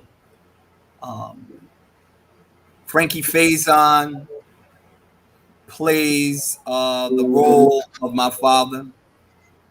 They have said it is one of his most powerful performances in his career. Most people that know Frankie know that Frankie usually plays a strong supporting role, never the lead. This is the first time that he's played a leading role. I was on the set when they did a lot of the filming, and I had to walk off the set a couple of times because it was just so intense. But again, September 17th is coming out. We are, I don't know how many theaters it's going to be shown at in Westchester County. I do believe that 3 of the major markets they're hitting is LA, New York, and Chicago. Morgan Freeman is supposed to be going around talking about the film, as well as Frankie and a few other people. So as we get closer and closer to September 17th, you'll actually start seeing the trailer on television. And I mean, and I'm excited about it. It's bittersweet, but I am excited about it, and I want people to see it, because what's interesting is, and some of you have seen the screening when we did a special private screening, and a lot of people, when they see it, they say, no, that couldn't have happened. But once they get to the end of the film, then they go, wow, that actually did happen, So, that's all I want to say. I mean, look, we know the name of the movie is The Killing of Kenneth Chamberlain. He gets killed. He dies. But again, it's coming out September 17th. I'll definitely keep you guys updated. I'm trying to work on a special screening again for the big theatrical showing, and if I do, I will let you guys know. Dan, I would definitely love to have you and your wife down if you can make it. And I mean, that's really it about that. I want to say one thing about how the movie business works. We all need to go out, and I'm going to bang this up until the time the movie comes out. Opening weekend is very important in the movie world. What opening weekend determines how many theaters the movie will be in following weeks. So we need to come out huge and ridiculous numbers on opening weekend and go see this movie. We need to send a message to the movie industry that we want more movies like this. And that's how you do that. You come out strong and opening weekend. Because, see, if there's another movie coming out and another movie's doing better, guess what? Next weekend, that movie's going to get more theaters and this is going to get less showings. You know what I'm saying? The next weekend. And that's how this works. So, and I'm going to bang this home real heavily, especially close to the movie. We need to show up in huge numbers opening weekend. Because like Kenneth said, the world needs to know. Yeah. Speaking personally, I was at one of the screenings. I heard the story from Damon and Kenneth. I've seen the transcripts. I've heard the audio. None of that prepared me for what I saw on that screen. None of that. Sandy Barnaby and I, for one of the things we asked Damon, because Damon knew Mr. Chamberlain, we felt like watching Frankie play your father that we actually met your father. Exactly. Because I never met your father.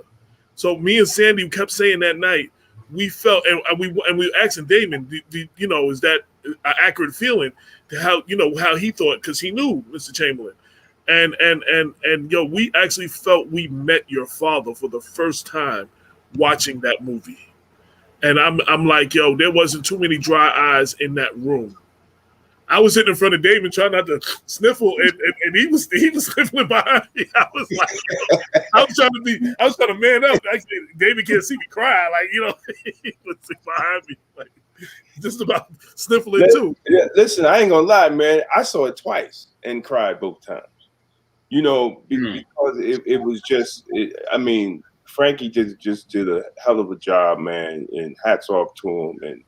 And I pray that he gets recognized for his great acting, and it was a beautiful movie. It was a beautiful movie, and I think the world needs to see it, and it's to continue the conversation,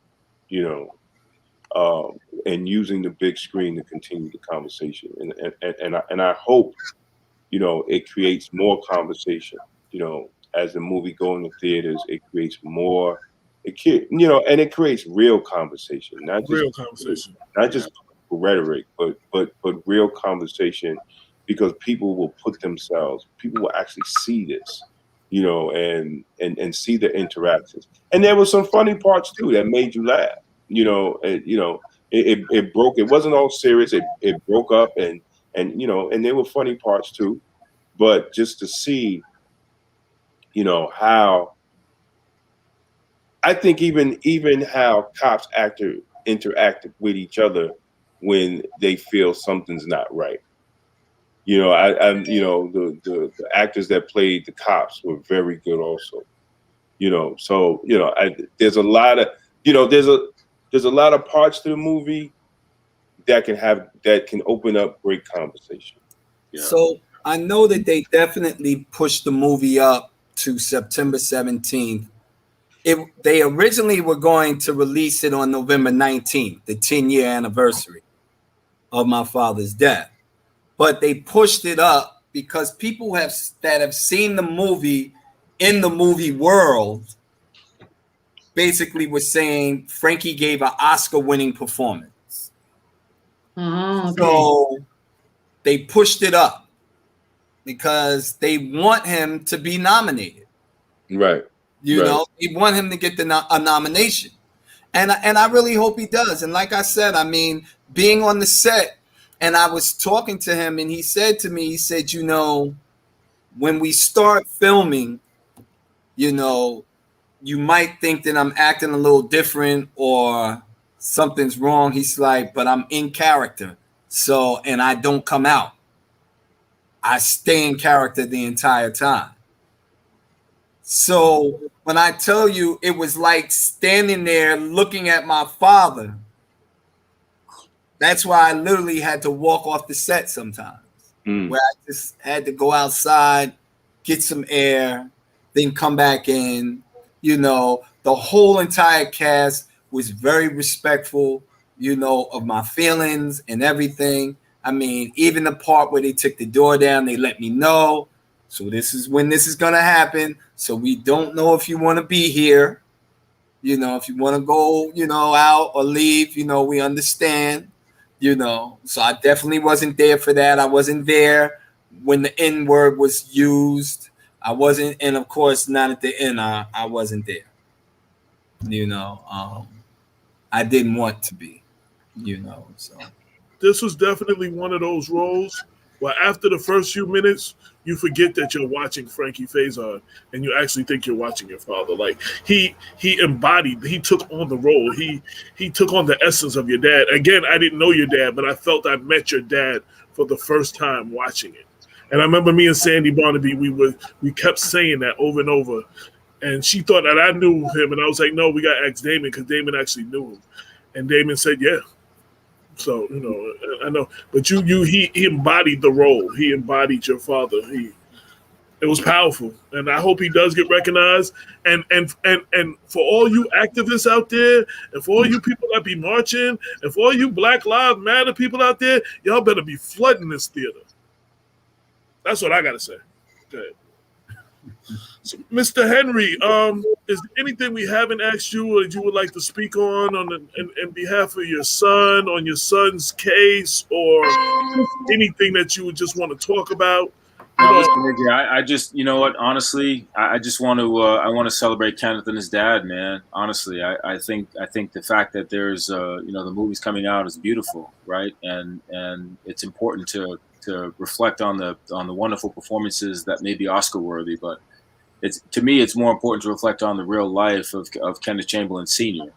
and the fact that there is a beauty in how he lived that makes what is happening on the screen, a powerful reflection of how he really lived. And oftentimes we reflect on these beautiful men and women just about how they died, right, at the hands of this this injustice. But we should also remember how they lived and who they were and who they are still. And I think I think it's great, man. I'm looking forward to seeing it. I'm looking forward to celebrating with Ken and his dad and his family, and I think it's powerful and wonderful, because I think the more excellently we live, the harder it is for people to say that we're at fault for these things, right? So the more that it becomes incongruous, right? So you can't keep killing excellent people and not have somebody start to say, well, what the hell are you doing, right? So it just doesn't comport with there's no criminality here. These folks are victims and they're living good lives. They're doing good things and following the rules. All the stuff that people say we should do, we're doing it, and yet this trouble still finds us. So I love that this is being brought to light, and it's being brought to light through the humanity of this person in this really powerful way. So I celebrate that, man. I can't wait to be a part of that. And I think in doing that, we'll also be celebrating our son's life, because that's his story too. That's his story too. Dan, I just want to say, like I said earlier, I always tell people how, your family has been standing by me from the very beginning. And, I definitely appreciate that. And I tell you guys that all the time, that, I really appreciate you. And I understand how hard that is, because it forces you to relive what happened to your son all the time. And I say that because the same way people look at me, or they look at my eyes, or they look at my face, when I look at you, I see the pain in your face. I see it. I see the pain. I see the hurt, and that in of itself makes the tears well up in my eyes, because I'm like, I know this man is in so much pain, and it's nothing profound or prophetic that anybody can say that's going to take or make you feel better. It's nothing. Yeah, you might smile, and if you're like me, if you're too happy, you start to feel guilty. And you're like, why am I smiling? Why am I happy? And you often wonder, will you ever be happy again? So I say that just to say that, I stand in solidarity with you 100% all the time. We know that some wounds don't heal. Amen. And, I'm here for you. I'm just a phone call away, and you already know that. I know it. I appreciate it, man. I appreciate it. And this kind of stuff right here gives me power. It gives me strength. And I hope it does for all of us, because we are powerful people, man. I had a conversation with somebody the other day, and she reminded me of this very important point, for me anyway. She said, we are not African Americans. We are Africanized Americans. That's right. We are Americanized Africans. We are Americanized Africans. We are people who are strong. We come from kingship and queenship and royalty. There is a regality to us. We came here and we were Americanized. And we should never forget that we did not begin in slavery, that our origin story it's not about brutality, it's not about oppression. We come from a very powerful place, man, and we have to continue to try to strive towards that and not accept that that these kinds of things are normal or right or appropriate or acceptable. They're just not. And we have to put people in place in these systems where humanity is so important. We have to put the right people in place in these systems, people like Mimi and others in these systems who can help to make sure that they do what is supposed to be done. It's just, it doesn't make sense, man. We have to stand on those principles. We have to. And the life of your father and you and our son and hopefully us, hopefully stands in the breach for people who say, how can this happen to these people? Like, how can it happen to these people? You know, sometimes people don't get it. They have to see it. Right. We got to keep putting it in their face, man. We got to stop it. But we're already in it, right? We can't stop what's already happened. We can't stop it. Now we got to lean into it and try to make what happened to us better for other people. And I know we're doing that. So I appreciate the time we've all had together to talk about it, but we got to be about it. We got to make some things change. So that's why your story, Kenneth, and your dad's story in this movie is so important. And I cannot echo enough AJ's sentiments. If you don't go that day, go the next day. Stream it, download it. Do whatever you can to make sure that it gets distribution, because we need people to see that story and really feel it. They need to understand it. Not just this community. We know it already. We live it every day. We wake up and we live it, right? We live it every day.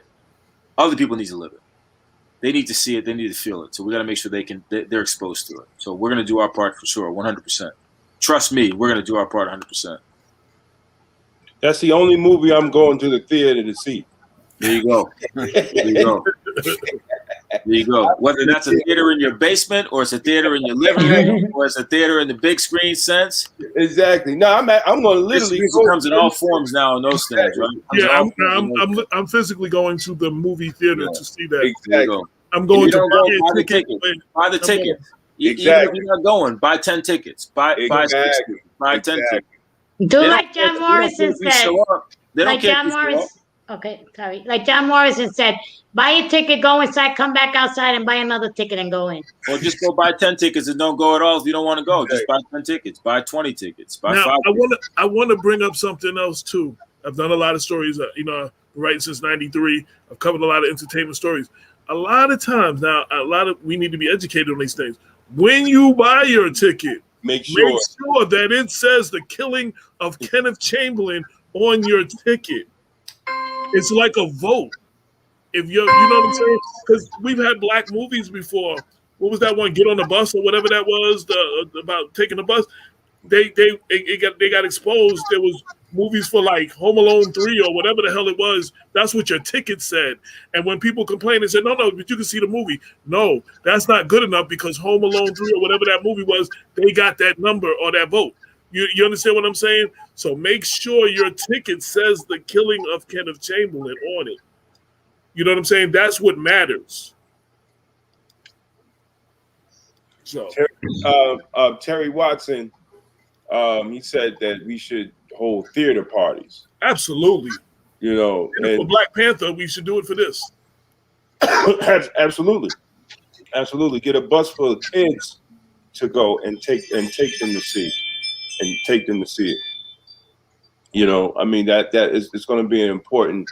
It's that important that that children need to go see it.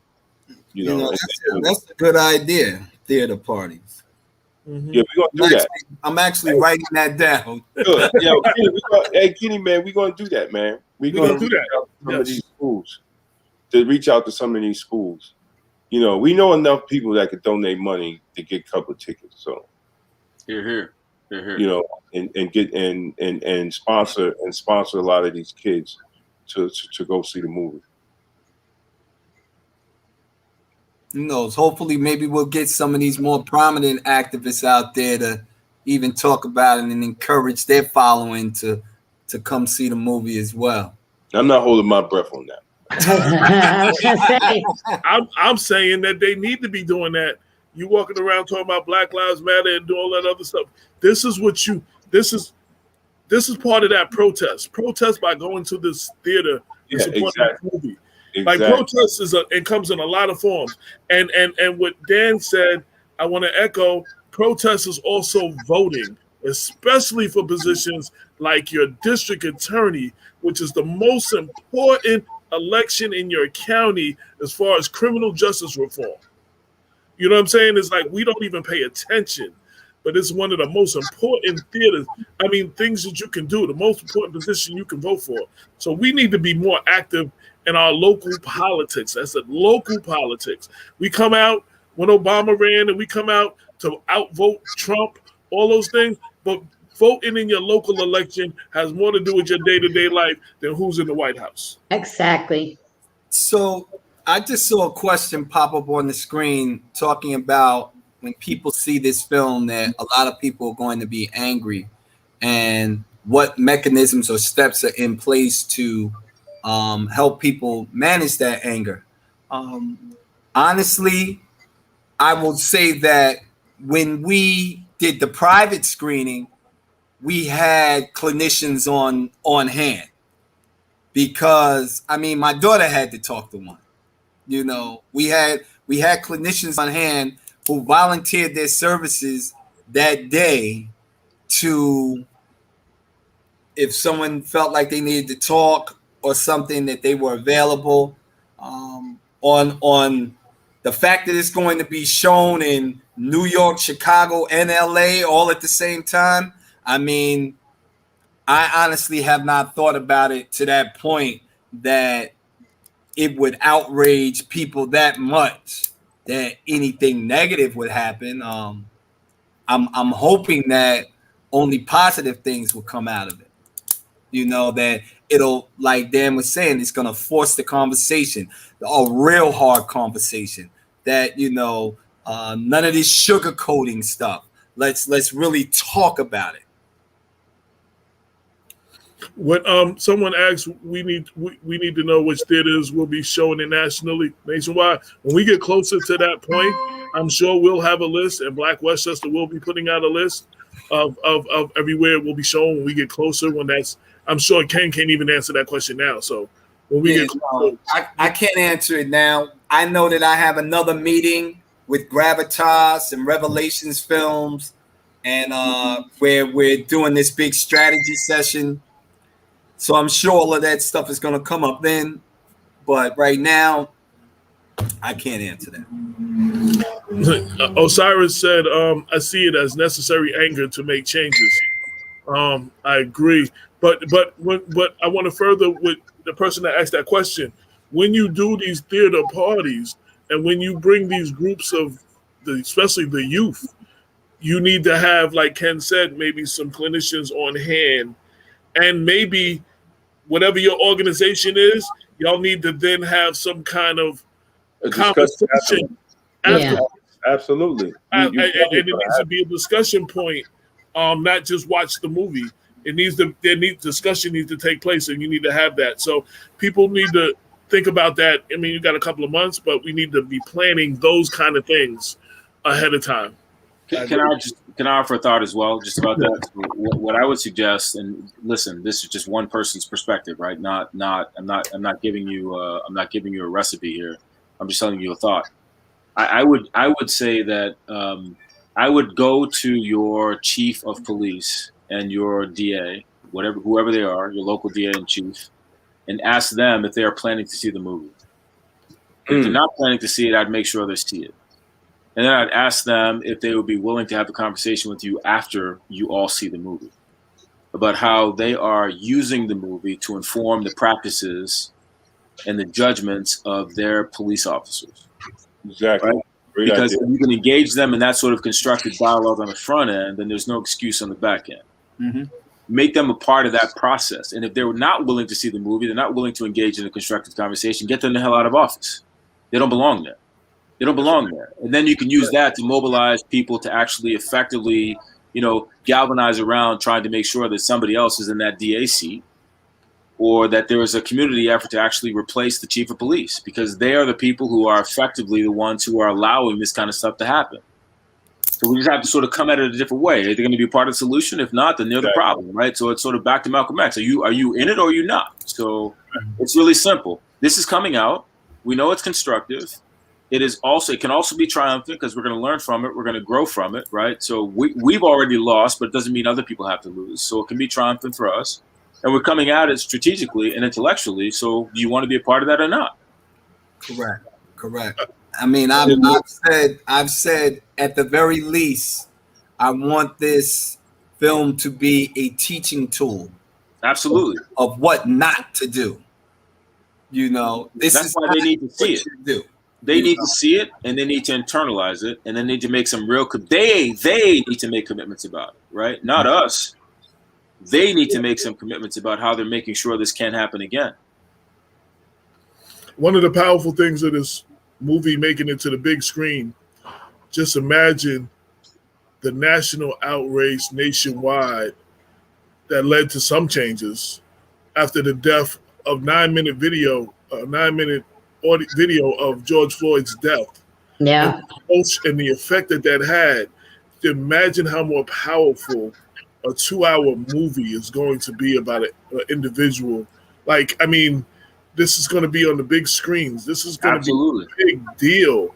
Absolutely. I mean, this is powerful. And I definitely applaud both of y'all for fighting, but I definitely applaud Kenneth for never giving up, because Kenneth, this is all you. You fought when nobody else was fighting, when nobody else was doing nothing, when people wouldn't come out and rally with you because they wanted to miss the football game and your friends of yours.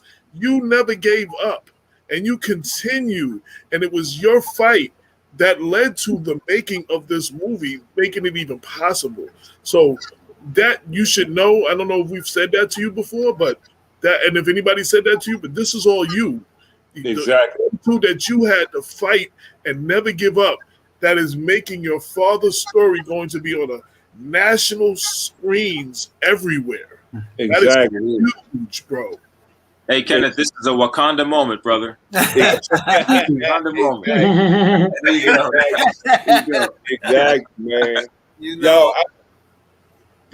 I just, brother, and I tell you all the time, man, we went down to some of the biggest activists in the country that wouldn't want to touch Kenneth's case, wouldn't want to even discuss it, and to start at that moment where it's like, man, it's just going to be an uphill battle. Kenny is just us and our group of ragtag, just getting out there using social media, doing what to have a movie, a national movie about what happened to your father, man.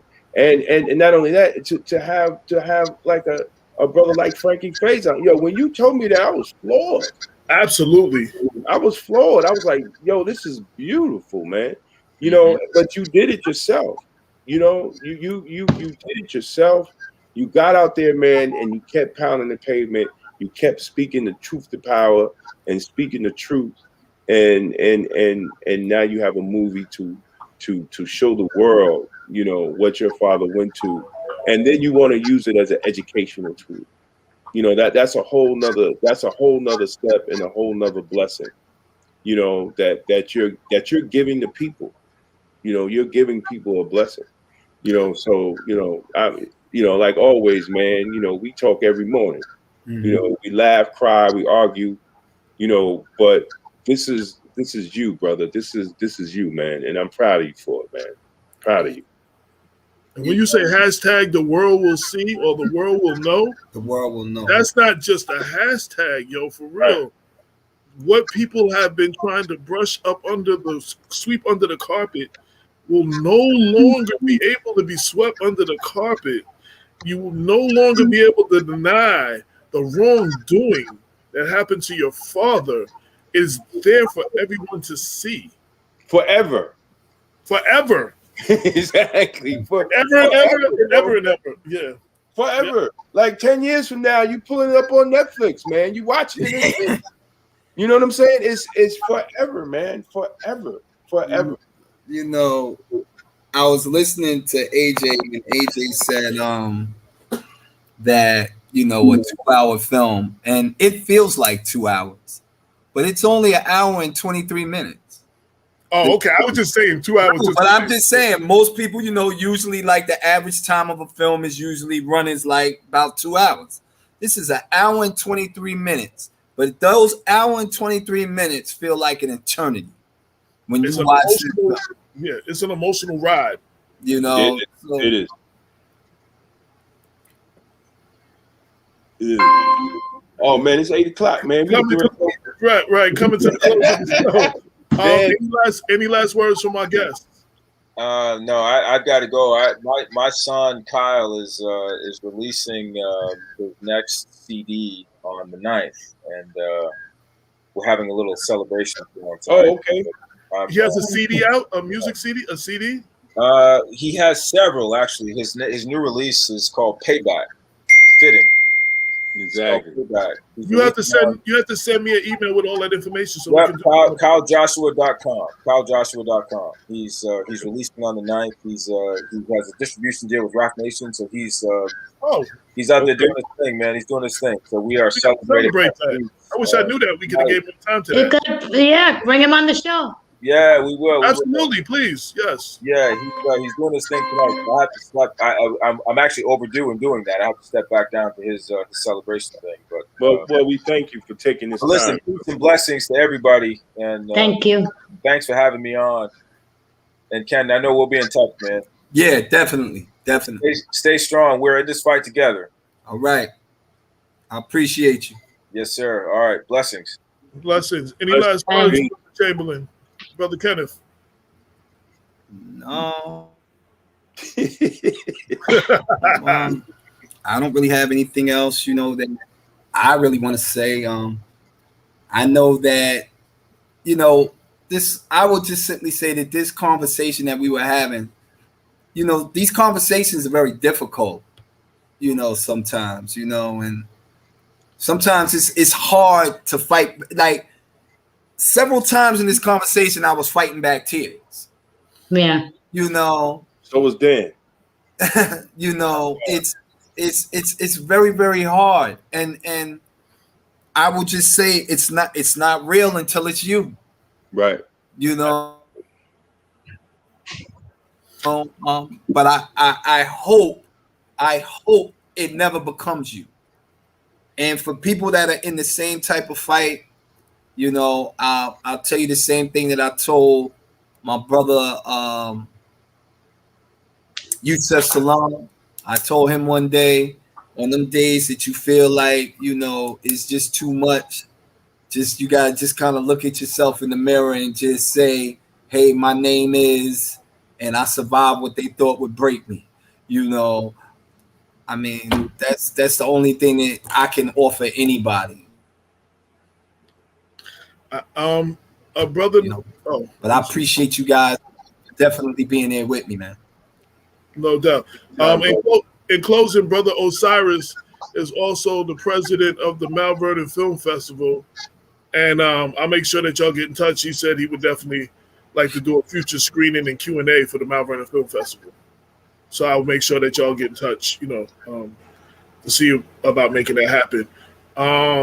I want to thank our guest, Damon, Lorraine. Any last words? No. I'm good. It's a great show, and thank Dan, thank Kenny for coming on, man, and let's. Thank you for allowing me to be part of this conversation. It's deep. That's it. I want to remind everybody to check out Lorraine and her brother Hector every Wednesday on WVOX at 7 p.m. Latin Rain. Definitely want to make sure you make that happen. Follow Black Westchester for more on the launch party thing that I told you about. On June 8th, I'll do a separate video for that and pad that out. And you could be doing anything else, but you decided to ride with us, and we greatly appreciate it. This is Black Westchester Presents the People Before Politics radio show, episode 305. Until next week. Actually, we're unless Damon got a show for the 11th, we're taking off the next 2 weeks. There will be no 4th of July show, and there won't be no July 11th show unless Damon decides he wants to put on the show. I will not be here. I'm going back out of town. So we will be back July 18th. But check us out the first Monday on WVOX. I don't know what the date is, but I think it's July 5th, maybe. Check us out. Until next time, peace.